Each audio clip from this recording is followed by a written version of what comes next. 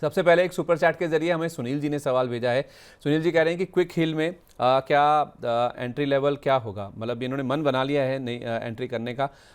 Lokesh sir देख लीजिए एक बार चार्ट्स पर क्विक हिल कहाँ पर एंट्री करने का मौका है। सर अभी लास्ट क्वार्टर ही विजय केडिया साहब ने 9 करोड़ रुपए कोई खेल में लगाए हैं, 209 रुपए के भाव में अप्रोक्स। ये एक अपडेट जरूर देना चाहिए चाह रहा था। वहां से स्टॉक 17-18% ऑलरेडी टूट चुका है, तो वैल्यूएशन वाइज तो बहुत कंफर्ट जोन में है। टेक्नो फंडा की मैं बात करूं तो फंडामेंटली यहाँ पर कोई दिक्कत है नहीं। वैल्यूएशन वाइज कंफर्ट जोन में है। डाउन साइड रिस्क अगर टेक्निकली देखूं तो बहुत नीचे ज्यादा नहीं है।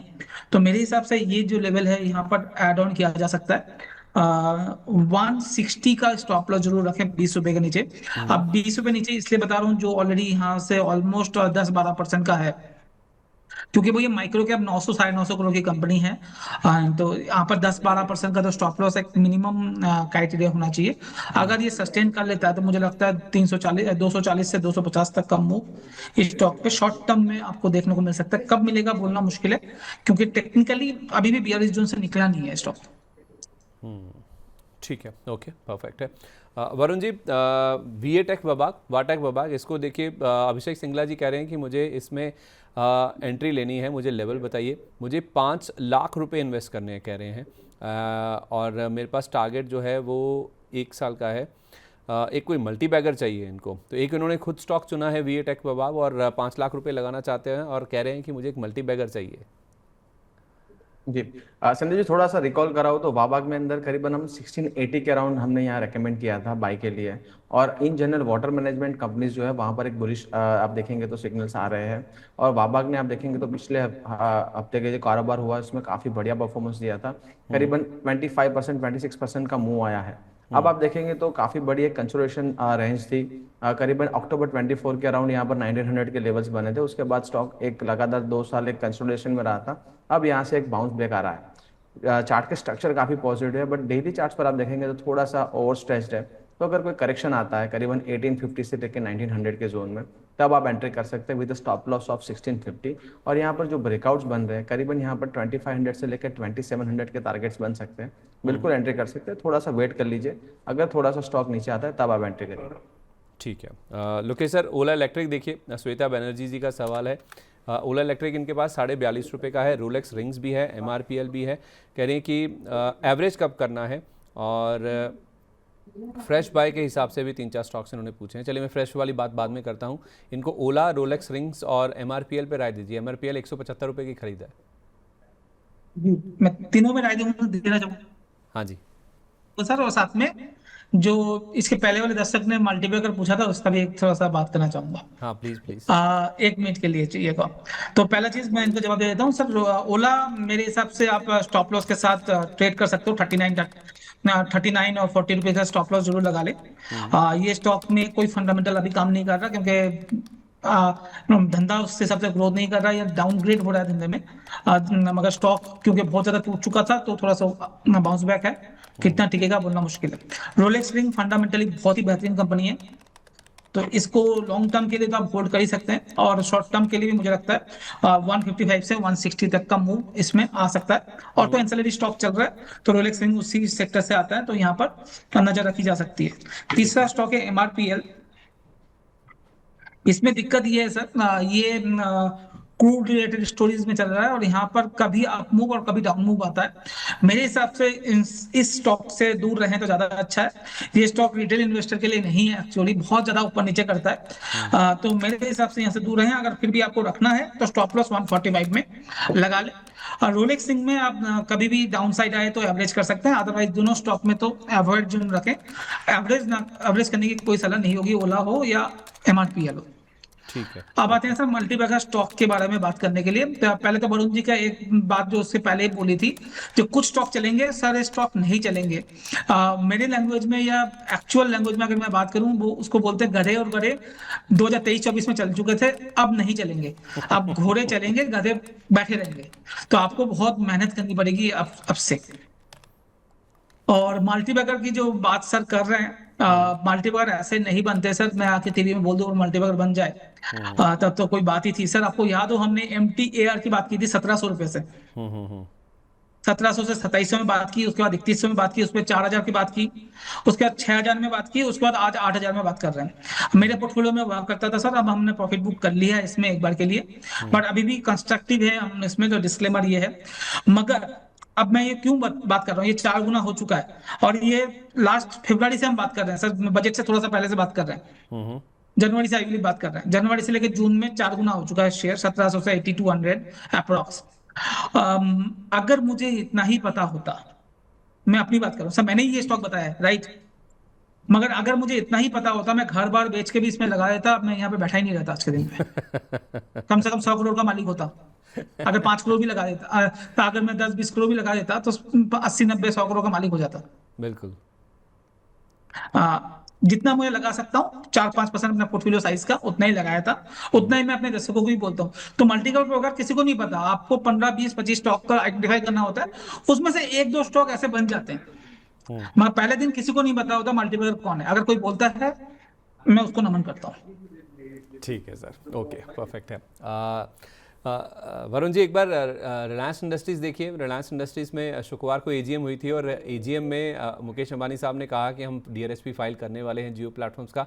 उस समय स्टॉक में नेगेटिव रिएक्शन हमने देखा था, और फाइनली बाजार बंद होने के बाद ये खबर आ गई कि डीआरएसपी दाखिल हो चुका है और इसमें 2.93% इक्विटी ऑफलोड की जाएगी।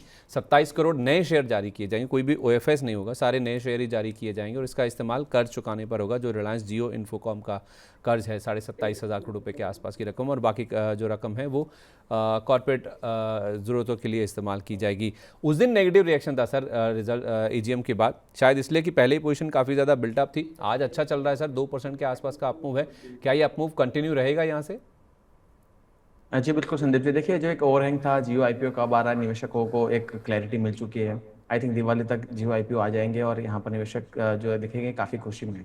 साथ ही में आप देखेंगे तो रिलायंस इंडस्ट्री पर हमारा जो व्यू था पोजिशनली, यहाँ पर एक बुलिश जोन था, और यहाँ पर आप एक्यूमुलेट कर सकते हैं काफ़ी अच्छे जोन में, क्योंकि डाउन साइड काफ़ी लिमिटेड है। करीबन अगर ब्रेकडाउन आगे चलता तो करीबन 1150 के जोन में बन सकता था, तो हमने ट्रेडिंग के लिए अवॉइड की सलाह दी थी। अगर पोर्टफोलियो में आपको शामिल करना बिल्कुल अच्छे जोन पर है। साथ ही में काफ़ी सारे अभी रिलायंस रिटेल है, रिलायंस एनर्जी है, उसकी वैल्यू अनलॉकिंग होगी आने वाले समय में। अब यहाँ पर जो मूव आया है, ये डेली चार्ट्स पर आप देखेंगे तो करीबन 1260-65 के जोन में एक बेस बना है। अब 1320 का जो 24 EMA था डेली का, वहाँ पर स्टॉक ने आज क्लोजिंग देने का, कल के सत्र में क्लोजिंग देने की यहाँ पर कोशिश की थी, बट गिर गया था। अब आज के सत्र में आप देखेंगे तो वहाँ पर एक सेटल हो चुका है। यहाँ से एक बाउंस आता है करीबन 1375 से लेकर 1380, वहाँ पर एक रेजिस्टेंस आ सकता है, और करीबन 1396 के या अराउंड 200 ऐसे में तो एक रेजिस्टेंस फेस कर सकता है। तो स्टॉक यहाँ से बॉटम आउट होने की प्रोसेस कर रहा है, बट अगर आपको लंबी अवधि का नजरिया है करीबन 12 to 24 मंथ्स का, तभी आप एंट्री कर सकते हैं। आपको अगर ट्रेडिंग या शॉर्ट टर्म बैट लेनी है तो यहाँ पर अभी भी आप डिसअपॉइंटमेंट ही आपको हासिल होगी। ठीक है, ओके। नौसिल देखिए एक बार लोकेश जी, इसको लेकर खबर आई है कि सल्फिनामाइड्स एक्सेलरेटर्स पर एंटी डंपिंग ड्यूटी लगाई गई है। चाइना, यूएस और ईयू से जो इंपोर्ट होता है ये मटेरियल, उसके ऊपर एंटी डंपिंग ड्यूटी लगी है अगले 5 साल के लिए। स्टॉक में अच्छा रिएक्शन देखने को मिल रहा है, ट्रेडर्स फेवरेट काउंटर है, जब चलता है तो अच्छा चलता है। आज का जो मूव है उसमें क्या रणनीति होनी चाहिए, जिनके पास है भी और जो फ्रेश खरीदना चाहते हैं वो भी? सर जिनके पास है वो खुशी मनाए, जिनके पास नहीं है वो ले नहीं सकते, क्योंकि सर्किट लग चुका है। एंड तो बट कंपनी बहुत अच्छी है, अच्छा खासा करेक्शन हो चुका है स्टॉक पे, और ये एंटी डंपिंग ड्यूटी के वापिस एक बिजनेस ग्रोथ में हेल्प करेगा।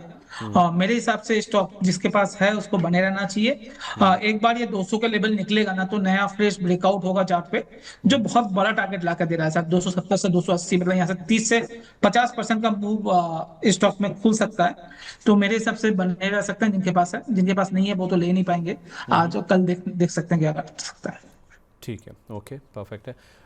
वरुण जी, SDBL सोम डिस्टिलरीज, इसको लेकर काफ़ी सवाल आते हैं हमारे दर्शकों की ओर से। आज खबर खराब आई है इस कंपनी को लेकर कि इन्होंने अपने भोपाल का जो प्लांट है उसके लिए FY27 यानी कि मौजूदा वित्त वर्ष के लिए एक्साइज लाइसेंस की मांग की थी excise department of Madhya Pradesh से, और वो जो एक्साइज लाइसेंस है उसकी अर्जी कंपनी की रद्द कर दी गई, जिसका नेगेटिव रिएक्शन हम स्टॉक में आज देख रहे हैं। तो SDBL जिनके पास हैं सर, उनके हिसाब से भी बताइए, और जो अगर फ्रेश खरीदारी का व्यू है तो वो भी शेयर कीजिएगा। जी हाँ बिल्कुल संदीप जी, अवॉइड करना चाहिए एसडीबीएल का। अगर चार्ट्स आप स्ट्रक्चर देखें तो मंथली और वीकली चार्ट पर डाउन ट्रेंडिंग स्टॉक है, और यहाँ पर आपका डेली चार्ट्स पर अगर ऑब्जर्व करें तो वहाँ पर भी अपने 200 SMA के नीचे है। 200 SMA करीबन 99 के अराउंड है, और जो मंथली का जो सपोर्ट था करीबन 101 से लेकर 99 के जोन में था, उसके नीचे ट्रेड कर रहा है स्टॉक। जब तक 9900 के ऊपर यहाँ पर स्टॉक्स क्लोज नहीं होता तब तक ये डाउन ट्रेंड में ही रहेगा, सेल ऑन राइज में रहेगा। तो यहाँ पर अवॉइड की सलाह रहेगी। अगर आपको लिकर स्पेस में बने रहना है तो काफ़ी बढ़िया मौके है, यूनाइटेड स्पिरिट्स या रेडिको खैतान में, वहाँ पर शिफ्ट हो सकते हैं। वहाँ पर काफ़ी अच्छा रिस्क रिवॉर्ड है। ठीक है, ओके। हमारी शुक्रवार को भी बातचीत हुई थी। लोकेश जी, किर्लोस्कर ऑयल इंजन्स देखिए, इसमें भी 20% का अपर सर्किट लग गया। इनको एक हाइपरनेक्स की ओर से लार्ज स्केल डेटा सेंटर के लिए ऑर्डर मिला है, 192 megawatt power generation capacity setup करने के लिए। तो डेटा सेंटर सर जहाँ भी नाम जुड़ जाता है वहाँ पे हम देखने काफ़ी अच्छा मूव देखने को मिलता है। तो किर्लोस्कर ऑयल और किर्लोस्कर ब्रदर्स दोनों ही अच्छे चल रहे हैं, इनमें और दमखम है ऊपर जाने का? जी जी, किर्लोस्कर ऑयल इंजन और किर्लोस्कर ब्रदर दोनों मुझे पसंद है और अच्छा लग भी रहा है। बहुत पहले हमने बात भी की थी इसके बारे में, बट मुझे लगता है ये स्टॉक काफी अच्छा है, बने रह सकते हैं जिनके पास भी है। सर्किट लग चुका है तो नया बाई तो किया नहीं जा सकता, और खुल भी जाए तो इस लेवल पे बाई करना थोड़ा सा रिस्की हो जाएगा। 5-10% किसी वजह से कलेक्शन मिलता है तो एड ऑन किया जा सकता है। बेहतरीन फंडामेंटल्स है किर्लोस्कर ग्रुप की कंपनियां है, फंडामेंटल बहुत अच्छा है, रिजल्ट भी काफी अच्छे आ रहे हैं। और रिजल्ट जो काम कर रहे हैं डेटा सेंटर के वाइज, जो नया टेक है, जो एआई रिलेटेड हमने बूम देखी थी सर आउटसाइड इंडिया में, अब वही बूम सर इंडिया में दिख रहा है कुछ कुछ स्टॉक्स में एआई रिलेटेड। चाहे वो एमटीआर हो, चाहे वो किर्लोस्कर हो, चाहे वो यूनिवर्सल केबल हो, स्टेरलाइट टेक्नोलॉजी हो, एचएफसीएल हो, यूनिवर्सल केबल विंध्या टेली हो, सारे वही सेगमेंट के लिए एआई के हिसाब से चल रहा है। बी बॉक्स देख लीजिए आप, सारे चल रहा है। चलिए ठीक है, परफेक्ट है। एक बार स्टॉक मार्केट टुडे की को फाउंडर वीएल अंबाला हमारे लिए क्या 2 स्टॉक्स चुनकर लाई हैं आज हमारे दर्शकों के लिए, वो भी ज़रा एक बार जल्दी से देख लीजिए। 22 ऑफ जून, 22 जून पर आज अब बात कर रहे हैं ऐसे 2-3 स्टॉक्स जहां पर अपसाइड मूवमेंट कंटिन्यू हो सकती है। This is me VL Ambala, I am a registered research journalist. जो भी डिसीजन ले अपने फाइनेंशियल एडवाइजर से पूछ कर लेना, ठीक है। वैसे स्टॉक्स जो है वो है जेके टायर, बाजेल एंड एक और स्टॉक है जमुना ऑटो। जमुना ऑटो हाल फिलहाल भी आपको रेकमेंड किया था 115 से के आसपास के भाव पर, आज 135 का फर्स्ट टारगेट आया है, बट स्टिल यहाँ से एक फ्रेश ब्रेकआउट मूवमेंट है। तो अगर आप 135 के आसपास जमुना ऑटो खरीदना चाहते हैं तो 150 रुपए से लेकर के 200 रुपए तक टारगेट बन सकते हैं। स्टॉप लॉस क्या रहेगा? 135 का। दूसरा काउंटर है बाजेल। बाजेल भी अगर आप देखेंगे आज की डेट में चल रहा है आपका लगभग 200 के पास पे, BAJEL, और यहाँ से 240 टारगेट्स के लिए 185 के स्टॉप लॉस पर एंट्री बनाई जा सकती है। दूसरा थर्ड स्टॉक है जेके टायर। जेके टायर पहले भी रेकमेंड किया था लगभग 380 के भाव पर, आज वापस से आपका जेके टायर 400 के पास चल रहा है। यहाँ से इसमें बाइंग ली जा सकती है, रेंजिंग फ्रॉम 395 टू 400 पॉसिबल। चलिए, जेके टायर, जमुना ऑटो और बेजल प्रोजेक्ट्स, ये 3 स्टॉक्स हैं जहां पर आपको वीएल वाला बता रही हैं कि आप खरीदारी करके चल सकते हैं। लेवल्स आपके साथ शेयर किए गए हैं, कहाँ पे स्टॉप लॉस और कहाँ पे आपको टारगेट सेट करने हैं।